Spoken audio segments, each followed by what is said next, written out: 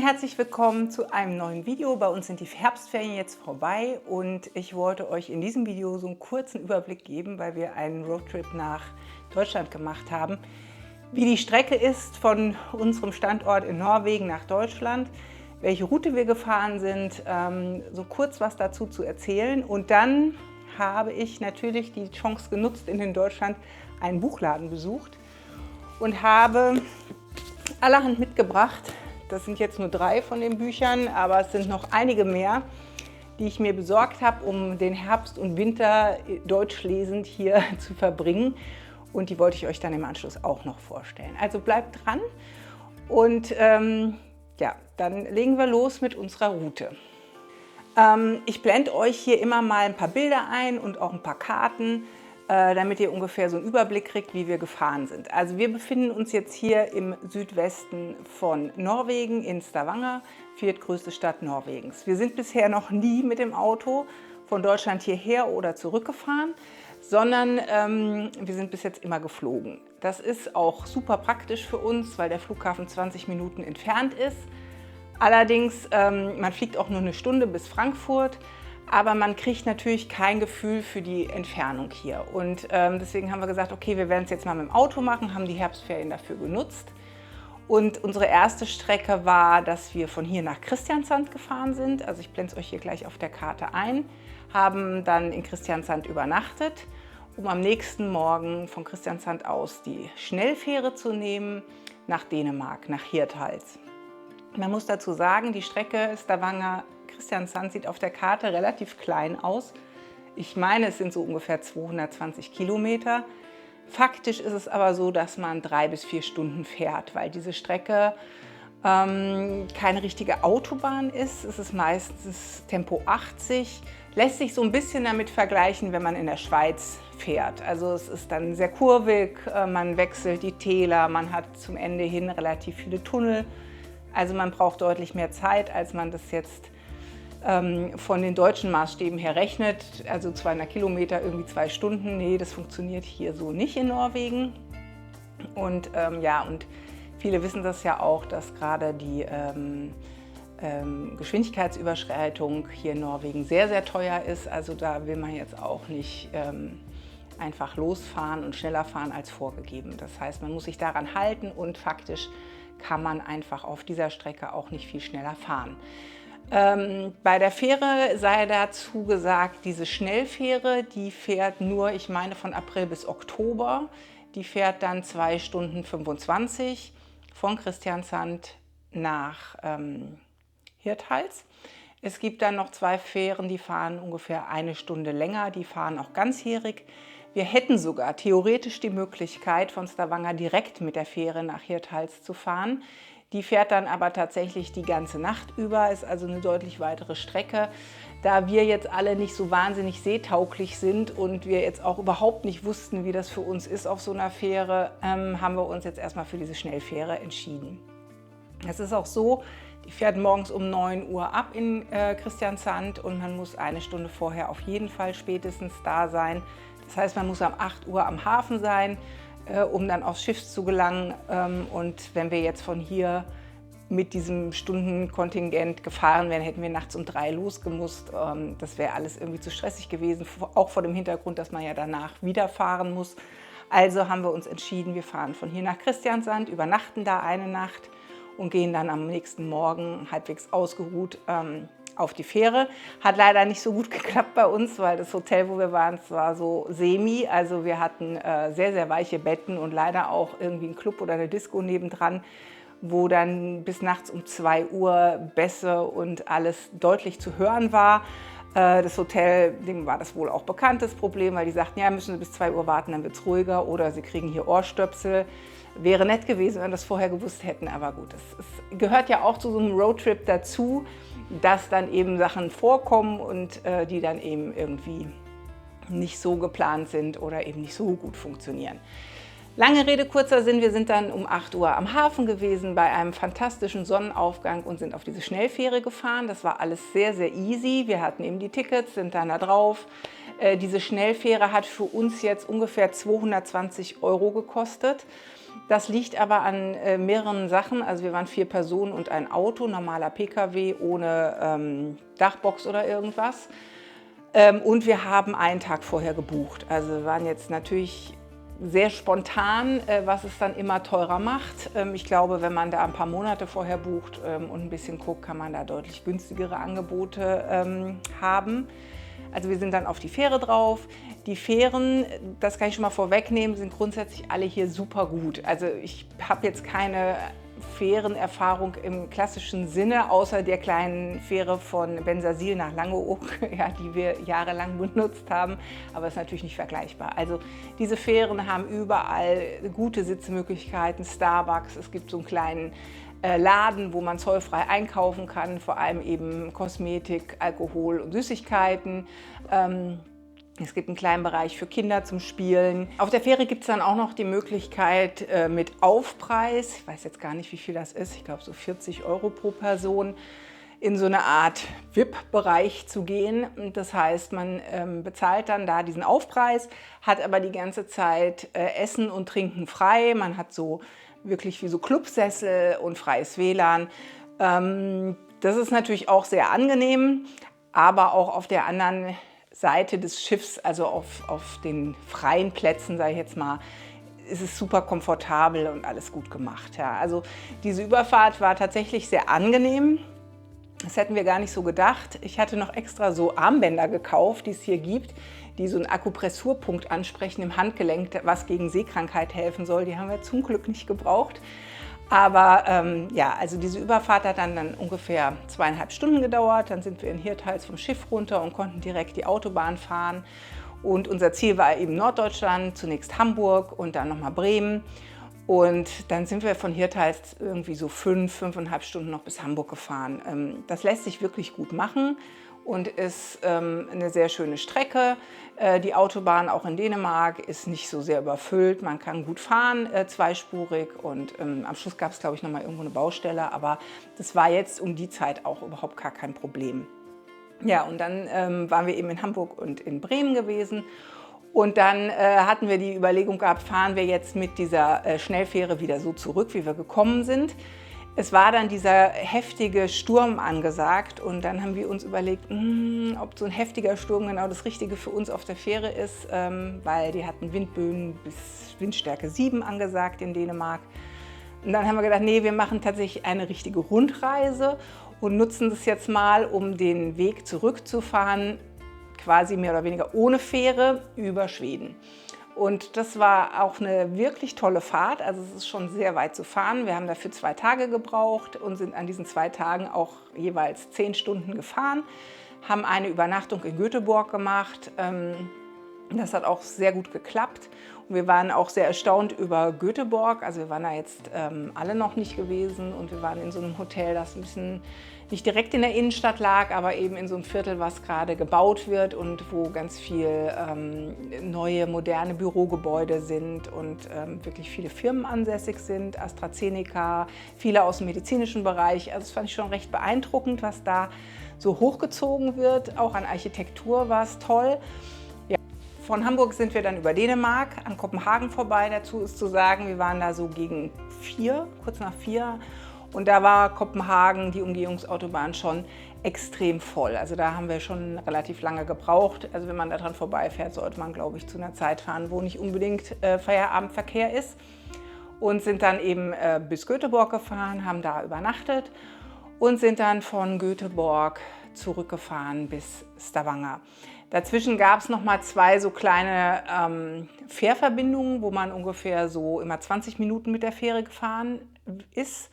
Die waren teilweise auch ein bisschen teurer, einmal von Fehmarn aus und dann einmal auch noch mal kurz vor Oslo. Man hätte dann auch über diese neue Brücke in Malmö fahren können, aber das wäre etwas zu weit rechts gewesen, es wäre also kilometermäßig ein bisschen weiter gewesen. Deswegen haben wir uns entschieden, diese 2 kleineren Fähren zu nehmen, was auch super angenehm war, weil man dann eben aus dem Auto rausgeht, mal einen Kaffee trinkt und dann eigentlich auch so eine Pause hat für eine halbe Stunde, was ja auch gut ist. Also neben den Pausen, die man sowieso macht, wenn man so eine lange Strecke fährt, ist klar.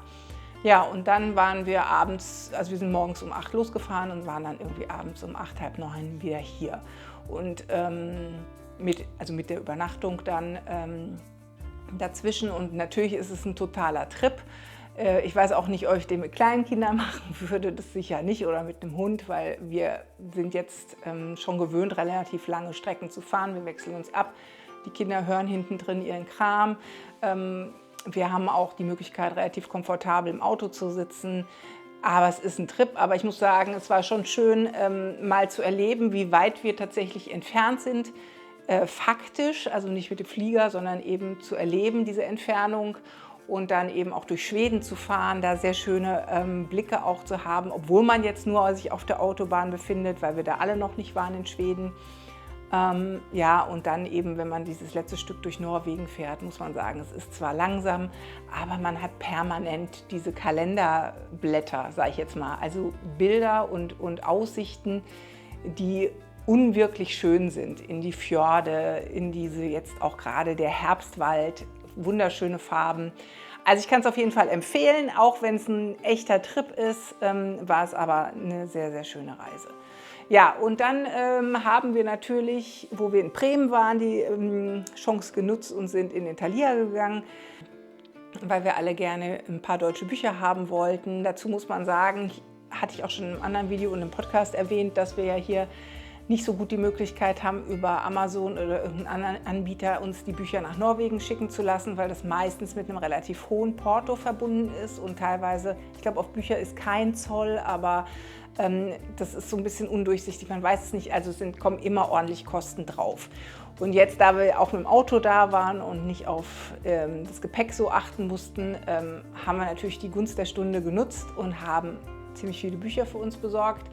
Und der Thalia in Bremen, muss ich sagen, war auch richtig gut bestückt und hat eine große Auswahl gehabt. Das war sehr schön. Das haben wir alle sehr genossen, weil wir hier alle relative Book-Nerds sind. Und dann haben wir das natürlich sehr genossen. Und ich dachte mir, ich mache so einen kleinen Haul und zeige euch mal, welche Bücher wir aus Deutschland mitgenommen haben. Noch ein kleiner Hinweis vorab. Wir hatten hier in Stavanger vor ein paar Wochen ein Literaturfestival, auch mit deutschen Autoren. Da hatte ich im Podcast auch drüber gesprochen, weil Norwegen Gastland der Buchmesse in Leipzig im nächsten Jahr ist. Und in dem Zusammenhang haben wir da auch ein paar deutsche Bücher kaufen können. Und das haben wir auch gemacht. Die nehme ich jetzt hier einfach auch ein bisschen mit rein in das, was wir jetzt hier an Buchauswahl haben. Ich fange mal an mit den Büchern, die wir auf dem Kapitelfestival gekauft haben. Und zwar sind das 2 Bücher von Simon Strauß, diese beiden hier.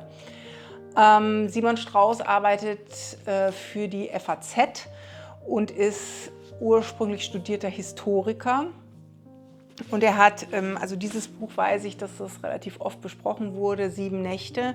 Da geht es quasi ums Erwachsenwerden von einem jungen Mann, der die 7 Todsünden durchlebt. Ich habe es jetzt noch nicht angefangen, das hat sich jetzt auch eher mein Mann gekauft. Die Bücher sind jetzt alle nicht so sehr dick, aber er hat mir schon gesagt, dass es sich sehr gut liest und es auch ein sehr angenehmer Stil ist. Ich habe mir von ihm dieses Buch, Römische Tage, gekauft. Er hatte in seinem Vortrag auch über die Bücher gesprochen und auch über dieses Buch.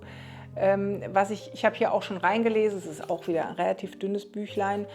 Es ist ein wirklich sehr, sehr guter Stil und hier merkt man natürlich sehr, sehr gut, wie der Autor eben Historiker ist und dieses Rom, dieser alte Geist auch von Rom, das, was da historisch passiert ist, verwebt mit den Erlebnissen des Protagonisten. Also finde ich eine Empfehlung, ist ein sehr literarisches Buch, finde ich, also mit einem wirklich sehr tollen Stil. Hat mir schon sehr gut gefallen bisher. Und dann habe ich noch dieses Buch gekauft, das ist von Marion Poschmann und heißt Die Kieferninseln. Ist jetzt auch nicht so sehr groß und das habe ich noch nicht angefangen zu lesen. Ich habe aber Marion Poschmann im Gespräch gehört und das fand ich jetzt schon sehr interessant, weil das wäre jetzt tatsächlich ein Buch gewesen, was ich mir so aufgrund des Titels oder des Klappentextes nicht gekauft hätte, aber durch das Gespräch mit der Autorin fand ich es schon spannend. Da geht es eben so um einen Mann, der träumt, dass seine Frau ihn betrügt, er das aber nicht wirklich weiß und dann sehr spontan nach Japan reist.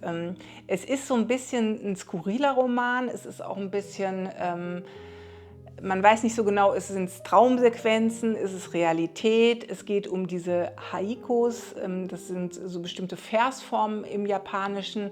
Es geht um die Naturerfahrung, die in der japanischen Kultur irgendwie verankert ist und hat eben viel mit der japanischen Kultur zu tun. Und dieser Mann begibt sich dann da eben auf so eine Art Pilgerfahrt. Ja, und darüber geht dieses Buch. Also ich fand in diesem Gespräch, wie die Autorin darüber gesprochen hat, die da offensichtlich auch eine Zeit lang gelebt hat und das Ganze sehr verinnerlicht hat, das fand ich sehr, sehr angenehm und spannend und deswegen habe ich mich für dieses Buch entschieden und werde es auch auf jeden Fall lesen und es klang eben aber schon recht speziell so. Ja, aber ich fand es jetzt interessant. Es ist ja immer mal schön, dass man interessante Themen findet. Dann habe ich noch ein Buch gekauft, das ich tatsächlich hier zunächst gekauft habe. Und das ist so was ganz, ganz Leichtes, Seichtes für diese Jahreszeit. The Cinnamon Bun Bookshop. Und als ich das gekauft hatte und nach Hause gekommen bin, habe ich gedacht, irgendwie das ist so ein klassisches Titelblattkauf, weil es natürlich sehr gemütlich aussieht und in einem Bun-Shop spielt. Und ja, also ist jetzt irgendwie was fürs Herz, was Gemütliches zum Runterlesen. Und habe dann aber zu Hause festgestellt, dass ich tatsächlich, weil es aus einer Reihe ist, den ersten Band im letzten Jahr gelesen habe. Und das ist dieser hier. Und das ist The Pumpkin Spice Café. Und ja, beide Bücher, also das habe ich jetzt noch nicht angefangen, werde ich jetzt aber am Wochenende tun. Und dieses Buch hat mir letztes Jahr sehr gut gefallen. Es ist eben was fürs Herz, es ist was Gemütliches bei so einem Wetter, wie wir heute haben, also recht regnerisch und trüb. Ist es wirklich, glaube ich, zwei sehr, sehr nette Sachen zum Runterlesen. Und jetzt kommen wir zu dem, was ich im Thalia gekauft habe. Das ist unter anderem der neue Roman von Jan Weiler. Ich habe, glaube ich, von Jan Weiler alle Bücher gelesen bisher, weil ich ihn schon sehr mag als Autor und auch die Vielfältigkeit, wie er schreibt. Und dieses Buch wusste ich gar nicht, dass er jetzt ein neues rausgebracht hatte. Es war eben aufgestellt beim Thalia. Das heißt Munk. Und es geht über Peter Munk, das ist der Protagonist, der einen Herzinfarkt erleidet in einem Supermarkt oder in einem Kaufhaus, glaube ich, so. Und dann durch diesen Herzinfarkt quasi auf sich zurückgeworfen wird, dann in die Reha geht, da dann so eine Art Therapie macht, was er aber eigentlich gar nicht will.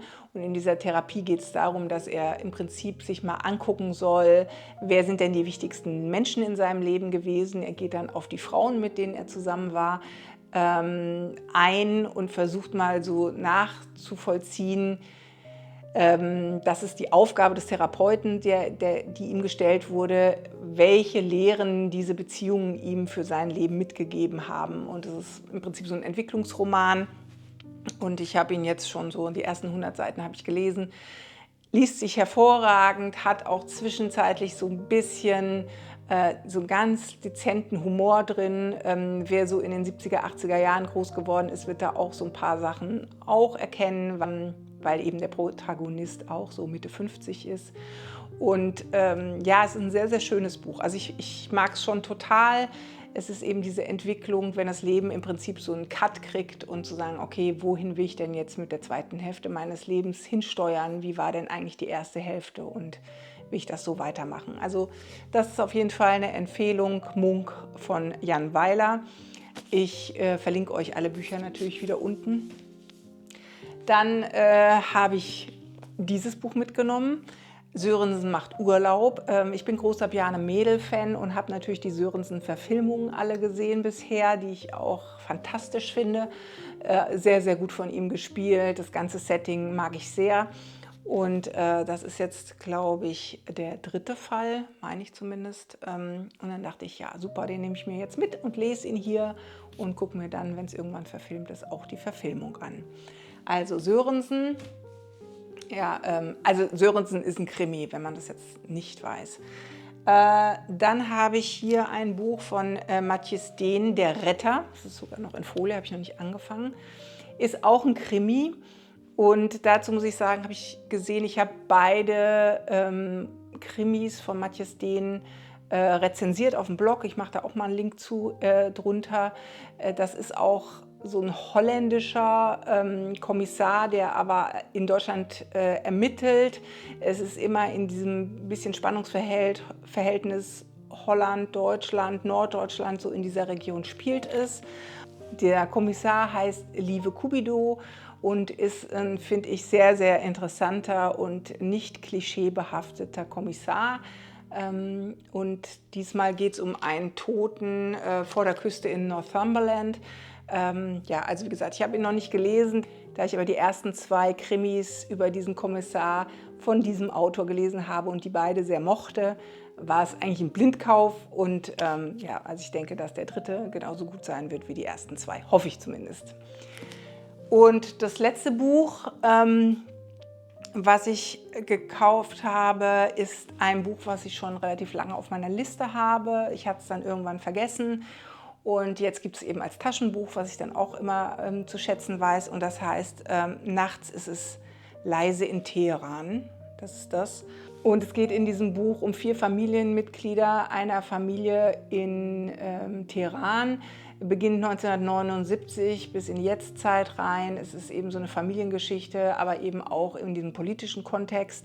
Es geht um das Thema ja, Flucht nach Deutschland, Leben in den 2 Welten oder zwischen den 2 Welten in dem Fall. Ja, ich finde das ein interessantes Thema. Ich finde es auch jetzt gerade unter den aktuellen politischen Ereignissen, ist ja immer aktuell mittlerweile, leider muss man sagen. Ja, aber da freue ich mich auch drauf, das zu lesen. Das habe ich, wie gesagt, schon, ich glaube, 4 oder 5 Jahre auf meinem Zettel. Ja, und das war jetzt das letzte Buch, was ich auch noch nicht gelesen habe. Ja, das war also unser Lesestoff, den wir uns jetzt für die nächsten Wochen besorgt haben. Ich hoffe, euch hat das Video gefallen. Wenn ihr noch aktuelle gute Herbstbuchtipps habt, gerne unten in die Kommentare, freue ich mich immer drüber. Oder wenn ihr das eine oder andere schon gelesen habt. Ich meine, das sind ja jetzt zum Teil recht neue Dinger, die ich in Deutschland jetzt mitgenommen habe, was eben auch schön ist, weil man dann so ein bisschen am Puls der Zeit ist. Jetzt ist ja demnächst die Buchmesse in Frankfurt, auf der ich meistens ja war, die letzten Jahre. Da blutet mir tatsächlich so ein bisschen das Herz, dass ich jetzt zu weit weg bin, um hinzugehen.